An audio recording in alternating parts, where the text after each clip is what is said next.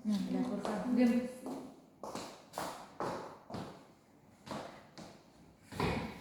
Baik, selamat siang semuanya. Selamat siang, Kak. Bagaimana kabarnya hari ini? Senang, Kak, tapi deg-degan. Kenapa kalau kakak boleh tahu? Ketemu kakaknya deg-degan, kakaknya cantik. Jadi gak usah grogi-grogi ya, kita santai aja. Nah, sebelumnya kalian tahu kenapa kita bisa ada dalam layanan yang akan kita lakukan hari ini, yaitu bimbingan kelompok? Kurang tahu, Kak. Tapi sebelum itu izinkan kakak memperkenalkan diri ulang lagi. Perkenalkan, nama kakak Nike Santi dari Universitas Pendidikan Ganesha. Nah, biar kita saling dekat, alangkah baiknya kalian juga memperkenalkan diri, dimulai dari sebelah sini.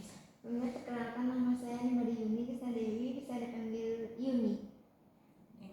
Baik, perkenalkan nama saya Putu Bunga Febrianti, bisa dipanggil Bunga. Oke. Hai Bunga dan Yuni, nah terima kasih karena kalian sudah mau ikut kakak melakukan bimbingan kelompok pada kali ini. Nah, sebelumnya kalian tahu apa itu bimbingan kelompok? Kurang tahu, Kak. Belum pernah dengar. Belum pernah dengar. Oke, jadi di sini bimbingan kelompok itu merupakan suatu kegiatan kelompok yang dimana pimpinan kelompok yaitu kakak akan menyediakan informasi dan membantu kalian untuk mencapai tujuan-tujuan bersama. Misalnya dari bimbingan klasikal tadi, hal yang belum kalian pahami akan kita bahas di sini secara lebih mendalam. Bisa dipahami? Bisa, Kak. Oke, tapi sebelum itu alangkah baiknya kita berdoa terlebih dahulu agar kegiatan ini berjalan dengan lancar. Berdoa akan kakak pimpin, berdoa menurut kepercayaan dan agamanya masing-masing, berdoa dimulai.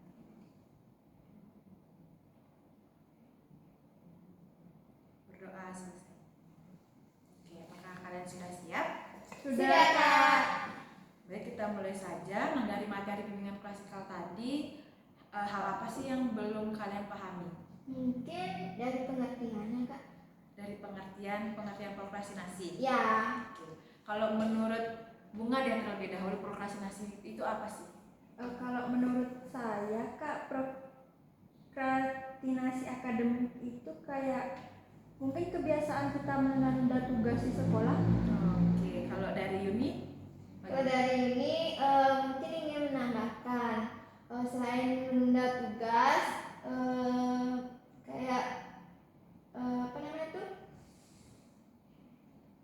mengerjakan pekerjaan rumah atau persiapan ujian yang ditunda-tunda kayak gitu, Kak. Oke, nah jadi di sini Ibu ingin meluruskan. Nah, jadi pengertian itu benar yang kalian katakan itu baik yang suka menunda ataupun pengerjaan ujian yang suka menghindari pengerjaan tugas ujian. Nah, jadi prokrastinasi itu merupakan perilaku penundaan ataupun penghindaran dalam menyelesaikan tugas yang dapat dikenali melalui dua indikator itu, penundaan dan juga menghindari tugas. Nah, di sini kalian pasti sering kan kalau misalnya dikasih tugas sama guru itu pasti kalian kayak langsung nanti aja deh buatnya atau enggak main game aja dulu, benar nggak? Iya, benar. Apalagi tugas yang susah tuh, Kak.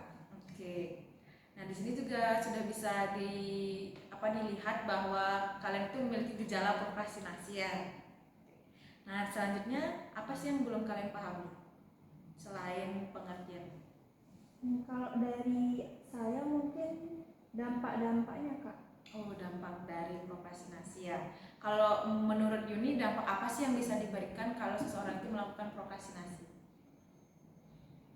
Ada yang tahu? Misalnya dari Yuni sendiri kan tadi Yuni sudah bilang. Mungkin dari faktor pribadinya, Kak.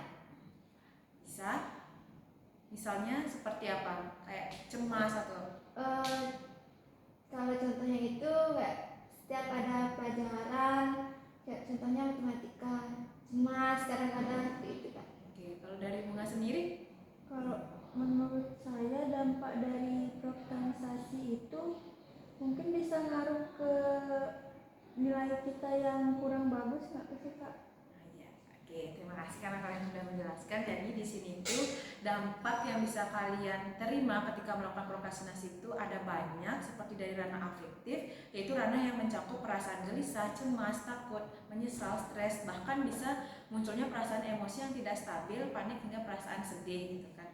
Ketika kalian telat mengerjakan. Nah, yang kedua itu dari ranah kognitif itu dampak yang terjadi bisa ditandai dengan pikiran kalian yang terus tertuju pada tugas kalian yang belum selesai dan tambah banyak, serta menganggap diri sebagai orang yang gagal kalian tidak bisa menyelesaikan tugas dengan baik. Nah, yang ketiga itu dari ranah perilaku. Nah, ranah perilaku yang dampak yang muncul itu adalah seperti sikap malas dalam menyelesaikan tugas, keterlambatan pengumpulan tugas, terburu-buru ketika mengerjakan tugas, serta suka mencontek tugas teman. Lalu selanjutnya itu ada dari ranah fisik. Nah, dari segi fisik, dampak yang bisa timbul itu meliputi kesulitan tidur, nafsu makan yang menurun, atau bisa juga kalian merasakan sakit kepala ketika kalian tidak bisa mengerjakan tugas kalian dengan tepat waktu. Ataupun misalnya materi tugas yang diberikan itu kalian tidak mengerti. Nah, kalian itu biasanya perasaan apa sih yang muncul?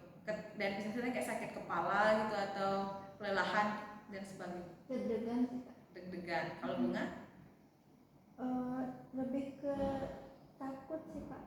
Takut. Oke. Nah, selanjutnya juga ada selain ranah fisik itu, ranah yang bisa kena dampak itu adalah tentunya akademik. Nah, pada aspek akademik mencakup pekerjaan yang tertunda, penurunan nilai, serta bisa saja prestasi kalian yang menurun karena suka menunda tugas. Selanjutnya itu dari ranah moral. Nah, tentunya ranah moral juga berdampak pada perilaku prokrastinasi, karena kalian ketika sudah melakukan prokrastinasi akademik pastinya kalian suka mencontek tugas teman. Itu juga masuk moral yang kurang baik seperti itu, karena kan itu sudah menjadi tanggung jawab kalian sendiri, tapi kalian melimpahkan itu kepada orang lain, itu masih menyangkutkan diri kalian kepada orang lain, itu juga termasuk salah ya. Nah, yang terakhir yaitu ada ranah interpersonal yang meliputi penilaian negatif dari orang lain dan ketidaknyamanan dengan lingkungan ataupun orang lain. Nah, di situ maksudnya ketika kalian melakukan menunda mengerjakan tugas, menghindari tugas, pasti tentunya perspektif dari orang lain, tentunya dari orang tua ataupun orang terdekat kalian pasti menganggap bahwa kalian itu menjadi orang yang pemalas. Apakah benar?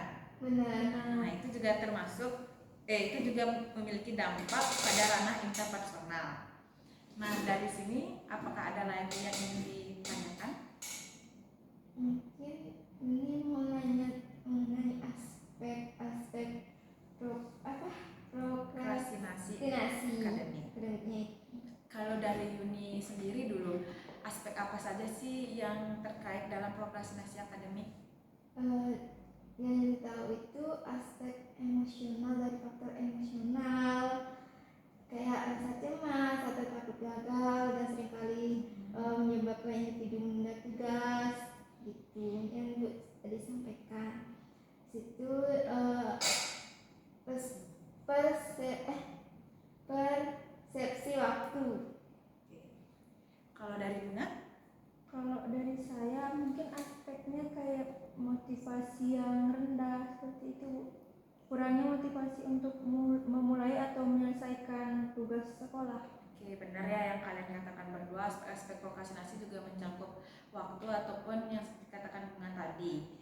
Nah, di sini juga ada aspek prokrastinasi yang lain itu seperti sebelumnya itu tentunya tidak lepas dari menunda waktu pengerjaan, perbedaan waktu antara rencana dan pelaksanaan, serta kalian yang terakhir itu suka menghindari tugas. Nah, aspek itu juga termasuk aspek-aspek prokrastinasi akademik selain yang kalian katakan tadi. Nah, dari sini apakah kalian sudah paham atau masih ada yang ingin ditanyakan? Sudah Kak. Sudah Kak. Sudah. Oke. Selanjutnya karena kita sudah selesai melakukan bimbingan kelompok dan nantinya kita akan lanjut kepada konseling kelompok. Nah, dari kalian apakah ada yang masih belum paham? Tidak Kak. Masih ada Kak. Ada. Oke, Bunga ya. Nah, oke, nanti ke Bunga dan yang lainnya 1, 2, 3 kita akan lanjut ke konseling kelompok. Apakah bisa dipahami? Bisa Kak.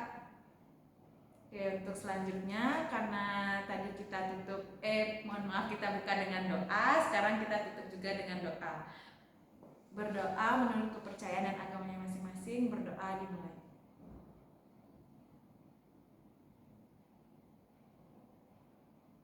Berdoa selesai. Baik, terima kasih semuanya dan kalian juga bisa kembali ke kelas kalian masing-masing. Makasih Terima Kak. kasih Kak. 10 menit.